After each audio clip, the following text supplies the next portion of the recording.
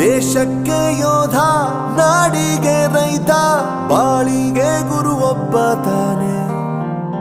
ಅಕ್ಷರ ಕಲಿಸೋ, ಅಜ್ಞಾನ ಅಳಿಸೋ, ಅವನೂನು ಅನ್ನದಾತಾನೆ.